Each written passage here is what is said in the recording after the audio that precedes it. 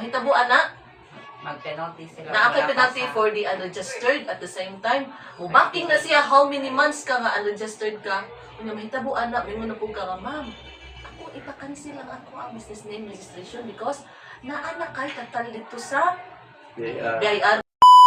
Good morning, no, mga entrepreneur na atay bisita and still taga DTI po ni siyang representante, no. And dinhi matubag ang inyong mga pangutana with regards to legalities. Di na nato dugayon. Okay, atong interview ho ng atong mga expert from DTI mismo. Si Ma'am Maybel, representing DTI sa Matalom, and si Ma'am Lea, representing DTI sa Batu Leyte. Now, ma'am, question na ma'am. Ang atong mga entrepreneur nangutana og unsa daw ang mga steps nila nga buhaton before mag-start sa business in terms of legalities? So, ang pinaka-first step yun ana, sir, is budol ka sa DTI. Kaya para mabunyagan ang name sa imong negosyo. Ay karon na naman tayo, nakasystem naman ang kita, so na naman tayo EBPLS sa municipality. So, dili po na mo sulod imuhang permit if wala adyo DTI. Okay. And then, if mo, like for example, mo na ka og adto tahay sa RHU. So, naata magbuot-buot sa tahay sila og name. So, dili man to naka-system. So, pwede ra ka makahimo na og name dito So, for example, ang ilaha tahing name kay Mila Store. So, inig-abot nila diri sa dili na mo sulod sa among system kay wala may store sa DTI. So, ang sa amo kasi dapat naka-specific siya. So dili na pwede general trading Dili or na so, siya. okay. Like mga enterprises, dili na. Oh, take note mo ha, take note. So, mo na siya ang pinaka-first step, DTI good. Okay. So, ma'am, naapog ko'y, ma'am Lea, naapog ko'y nabantayan nga ng paggawas bitaw sa gitawag og BN or business name, which is mauni, no, mga entrepreneur, mauni ang itsura, na nakabutang mga barangay, na nakabutang city municipality, na po'y nakabutang region, o na po'y nakabutang national. So, atong pungaton ng taga DTI mismo, si Ma'am Lea. Hello, good morning everyone. Ang gimini sir is the scope of operation sa atong BN, sa business name registration. So naatay upat ka scope di barangay, ikaduha ang munisipalidad or the cities, ikatulo is the regional, ang ikaupat is the national. So in every scope na siya ang atong gitawag nga diha nakataman ang operation sa imuhang business is diha rataman. Meaning, og barangay, ano lagi dito sa barangay? Diha ka sa barangay okay. niya. No, sa barangay gani ka, ang imong scope of operation is barangay. So, ang buhato na to is, kung kay bookkeeper or bisan ikaw, pwede nimo ipa-upgrade nimo ang imong business name registration to municipality. Aron, the whole municipalidad sa Bato, you Cover can, nimo. you can have your business. So, okay. yes, sa imong name. So, kung ikaw ra sad ang maka-govern anang imong name nga gihatag sa DTI. Alright. So, meaning, dili ta basta-basta nga magpatakarag open. Of course, firstly, katong yun ni Ma'am Maybel, nga dapat muduol sa ta sa DTI. And then, magpa-advise ta kung unsa ang scope. Barangay ba na, municipality, regional, or national ba? Kay, dapat makasabot po ta og unsa nga klase ang i-cater na to nga gidapon sa market. So, right after ani ma'am, unsa man po'y mahimong steps ani?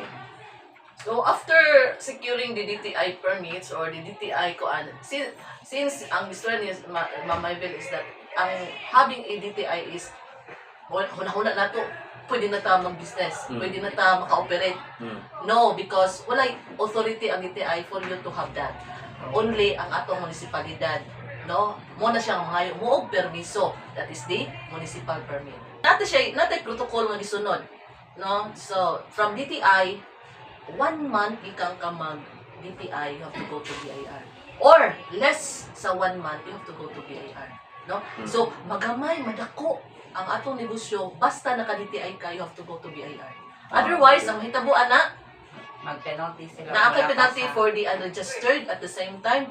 Mubaking na siya how many months ka nga unregistered ka. Kung mahitabuan na, mingon na po ka nga, ma'am, ako ipa-cancel lang ako ang business name registration because naana kay tatal dito sa BIR. Basta, masakpan ka sa BIR. And that BIR and DTI is, ayaw huna-huna ang layo na sila because close na sila. ang BIR is kanunin na sila mga datas from the DTI. Nag-generate ana, mangutana na, uy, what happened? Nga naman nga wala man ni ka-secure o BIR, considering na naakay DTI. So, muna siya protocol din na to, magamay, Okay. madako, you have to go to BIR. Okay, so there you go mga entrepreneur no na natay idea jud karon sa steps nga gikinahanglan nato. Now to wrap up or to close siguro ma'am unsa inyong ika-advise sa atong mga entrepreneurs nga naminaw karon, and actually most of them are actually nag-message now privately. So si Ma'am Maybel unsa imong ika-advise ma'am? Moto siya, dapat kinuhalan siya niya, kompleto siya ta og papel. Okay. Para dili siya ta magkapenaltihan ba. Dito no, mauna to no. So, para lang na mo dali sa DTI, after yun nga mag-DTI ka, niya, gusto ka nga legal itong pagnegosyo, mo to i-follow. So, inigwali dire kay since nga kami man maoy ka na bitong first hand nga mukuan ana. Sa among end, amo jud siyang i-counsel ang client sir kay aron Okay. makasabot ang client ba nga ana ang ilahang mga obligasyon. No? No? Sila kapilian. Na sila kapilian. Bitaw, tinuod lang nga part kay daghan ko og kana i-share lang lang pud nako ako experience. Daghan ko og kana ang mga nakaila nga ming hangyo nga kana sir pwede ba og kana ang patabang minimo aning sa among business registration and everything. Pero nagka-problema tungod kay nag-exist na ilang DTI and then what day nila na subday nga dapat kinahanglan i-rehistro sa mayor and then i-rehistro pud sa BIR. So to cut the long story short, ang hitabo kung ipugusto siya nato magka-penalty na no, which is of course dili na gusto ka na. Alright, so anything else to add mga ma'am?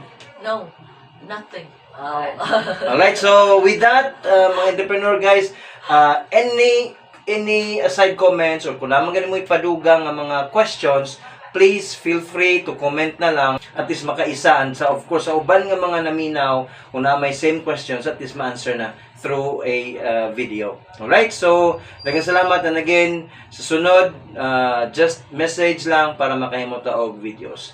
Maasalam.